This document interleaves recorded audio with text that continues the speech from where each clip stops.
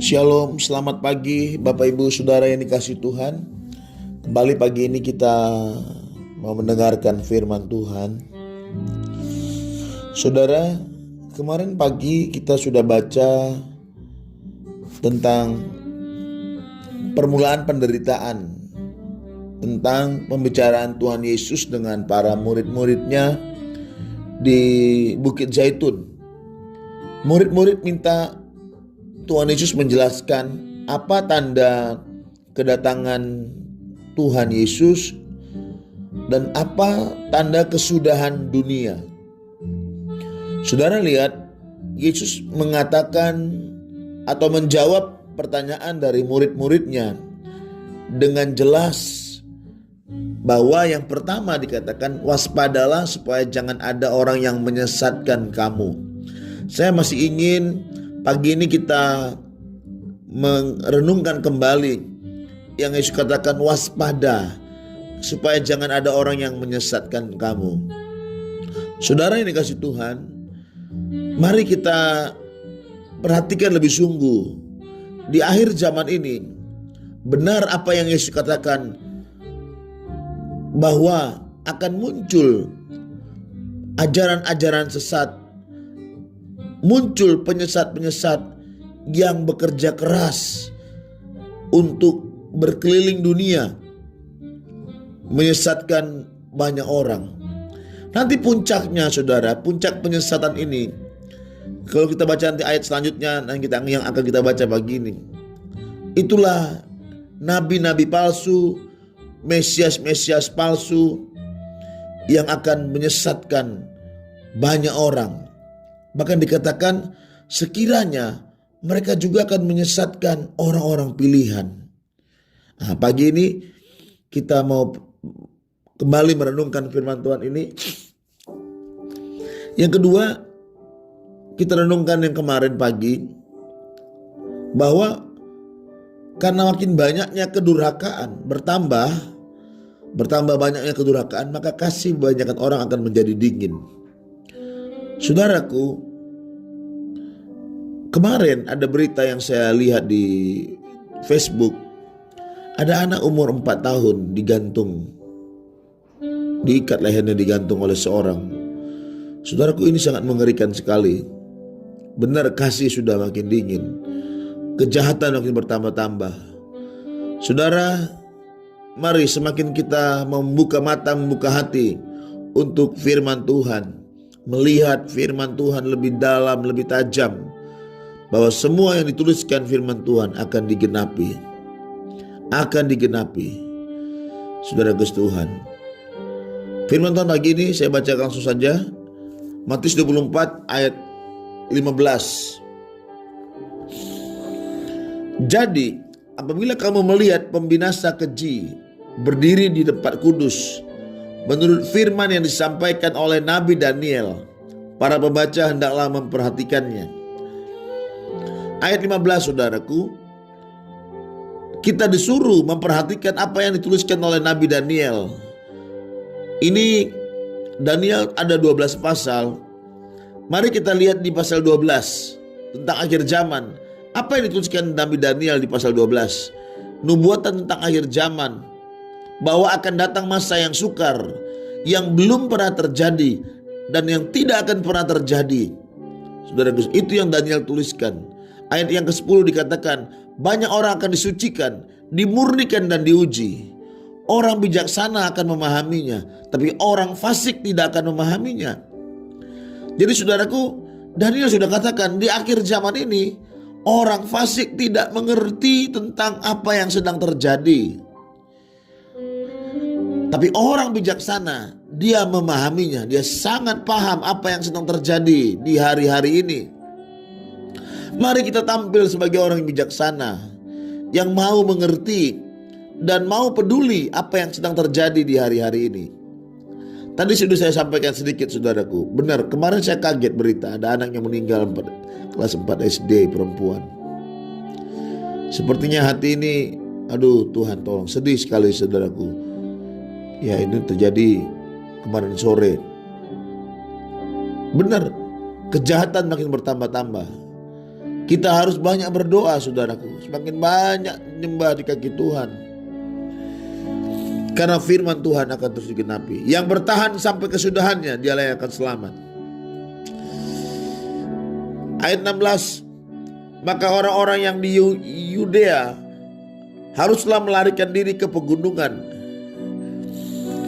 Orang yang sedang di peranginan di atas rumah, janganlah ia turun untuk mengambil barang-barang dari rumahnya. Dan orang yang sedang di ladang, janganlah ia kembali untuk mengambil pakaiannya. Celakalah ibu-ibu yang sedang hamil atau yang menyusui bayi pada masa itu. Berdoalah supaya waktu kamu melarikan diri itu jangan jatuh pada musim dingin dan jangan pada hari Sabat.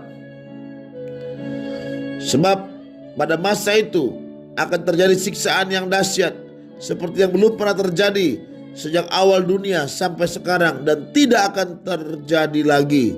Ini kutipan atau nubuatan Daniel pasal 12 tentang akhir zaman.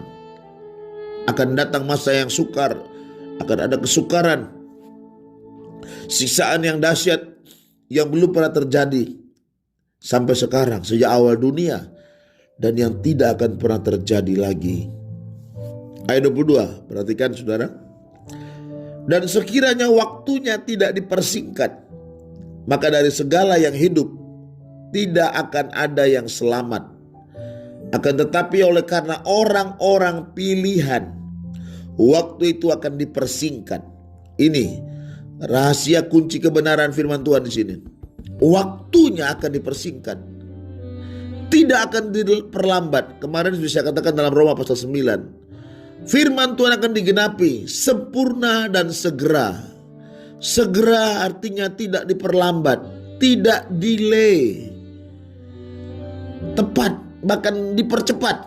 Bergerak dalam percepatan. Ini waktunya semua kita bangkit, bangun dari tidur, bergerak dalam percepatan.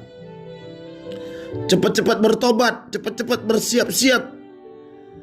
Tinggalkan semua perbuatan-perbuatan jahat itu. Dikatakan tadi ayat 17, 18, 19, 20. Ini berbicara apa saudaraku? Ini kehidupan kerohanian yang tidak berubah, tidak mau bertumbuh, tidak mau mengalami kelahiran kembali, lahir baru. Bahkan dikatakan celakalah ibu-ibu yang sedang hamil atau yang menyusukan bayi pada masa itu. Ya, saya mengartikan ini kerohanian yang tidak pernah bertumbuh. Masih bayi saja. Masih mau minum susu terus.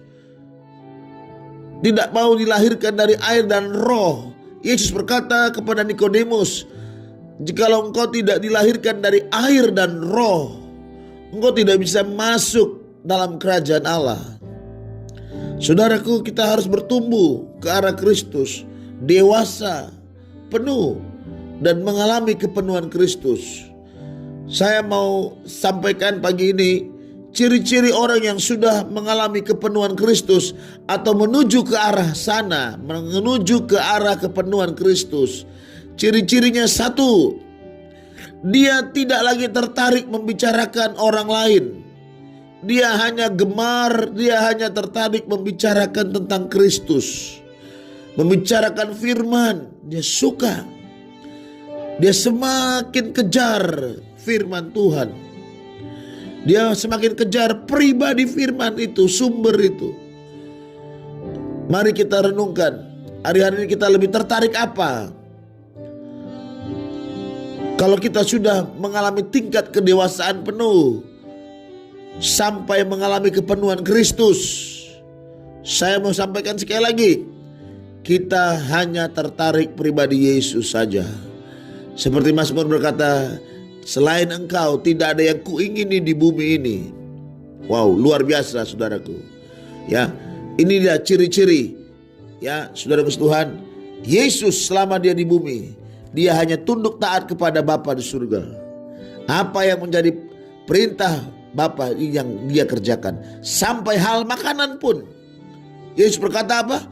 Makananku ialah melakukan kehendak Bapa dan menyelesaikan pekerjaannya. Makanan itulah kebutuhan kita sehari-hari.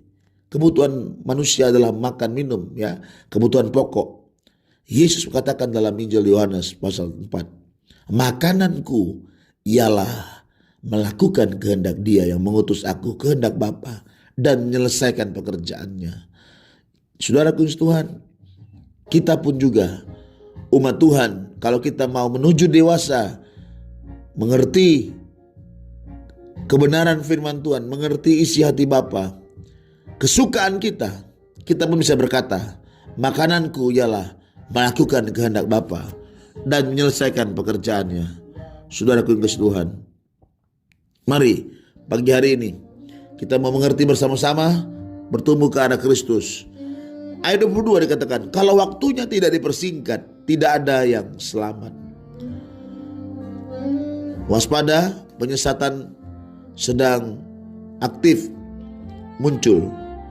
Saya juga baru mendengar dari Papua Sorong muncul ada Rasul Paulus II. Nah, ini ajaran yang aneh lagi saudaraku. Dia bilang kita semua salah, kita semua sesat.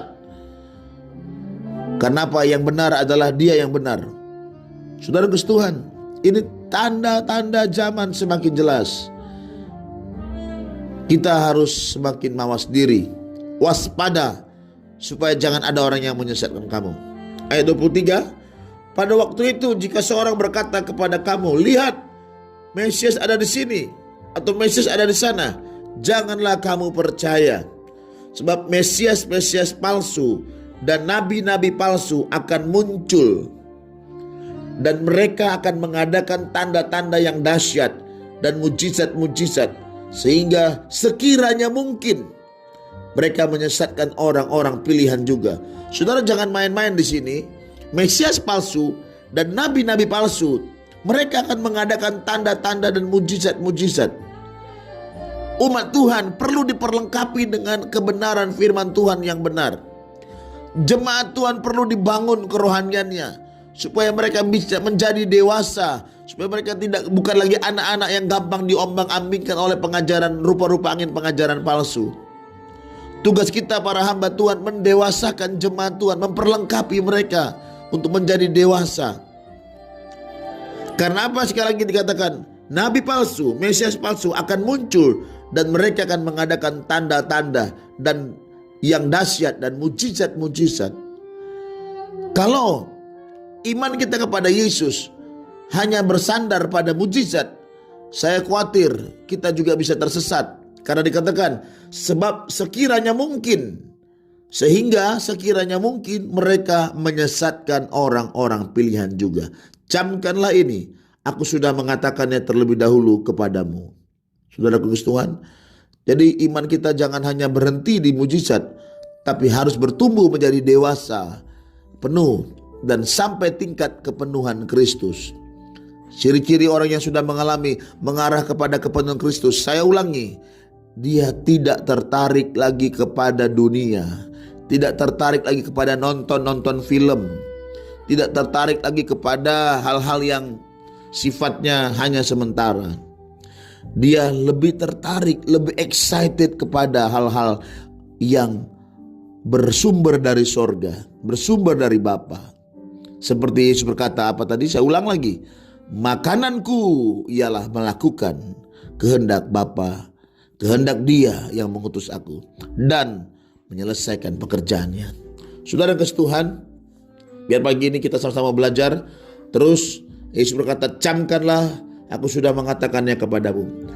Jadi apabila orang berkata kepadamu, lihat ia ada di padang gurun, janganlah kamu pergi ke situ. Atau lihat ia ada di bilik, jangan kamu percaya. Sebab sama seperti kilat memancar dari sebelah timur dan melontarkan cahaya sampai ke barat, demikianlah pula kelak kedatangan Anak Manusia. Di mana ada bangkai, di situ burung nasar berkerumun. Saudara kasih Tuhan, beberapa tahun yang lalu pernah ada heboh. Mungkin di Jakarta tuh ada muncul wajah Yesus di dinding. Pernah juga ada di Padang, muncul di awan-awan wajah Yesus. Saudara kasih Tuhan, ini pun akan bermunculan lagi nanti, yang baru-baru akan muncul. Berdasarkan ayat ini, jangan kamu pergi ke situ, jangan kamu percaya. Firman Tuhan mengatakan demikian. Misalnya nanti ada gambar Yesus muncul di tembok, ada di pohon, di batu, di langit, di awan-awan. Kata Tuhan Yesus, kata Matius 24 ini, jangan kamu percaya. Sebab kedatangannya seperti kilat memancar dari sebelah timur dan melontarkan cahaya sampai ke barat. Demikianlah pula kelaknya kedatangan Anak Manusia. Kalau Yesus datang, saudara, di awan, semua mata akan melihat. Bukan satu kelompok kecil, tapi semua mata akan melihat. Ini yang kita sedang nantikan. Kedatangannya kali yang kedua sudah di ambang pintu, sudah tidak lama lagi. Mari siapkan diri kita masing-masing. Gereja Tuhan bangun dari tidur, bangkit dari antara orang mati. Kristus akan bercahaya atas kita semua. Tuhan Yesus memberkati. Biar firman pagi ini terus mengarahkan kita untuk bertumbuh ke arah Kristus, menjadi dewasa dan terus mengalami yang namanya kepenuhan Kristus sampai kita semua mengalami kepenuhan Kristus. Tuhan memberkati. Mari kita berdoa. Pagi ini Tuhan, kami bersyukur buat anugerah-Mu yang besar. Terima kasih buat nafas kehidupan yang Tuhan masih berikan. Kami diberikan kesehatan, kekuatan. Kami percaya firman-Mu pagi ini memberikan kami pengertian yang baru oleh Roh Kudus. Roh Kudus bimbing kami, tuntun kami, buka mata roh kami supaya kami bisa melihat apa yang terjadi di sekitar kami hari-hari ini. Firman-Mu sedang digenapi, kasih semakin dingin, kejahatan bertambah-tambah. Tuhan tolong, dan nabi-nabi palsu bermunculan sana sini. Tuhan tolong kami supaya jangan ada yang tersesat, karena firman-Mu sudah berkata sekiranya mungkin mereka akan menyesatkan orang-orang pilihan. Tolong kami Bapa, tolong semua jemaat Tuhan supaya jangan ada yang tersesat, satu orang pun jangan ada yang tersesat, di dalam nama Tuhan Yesus Kristus.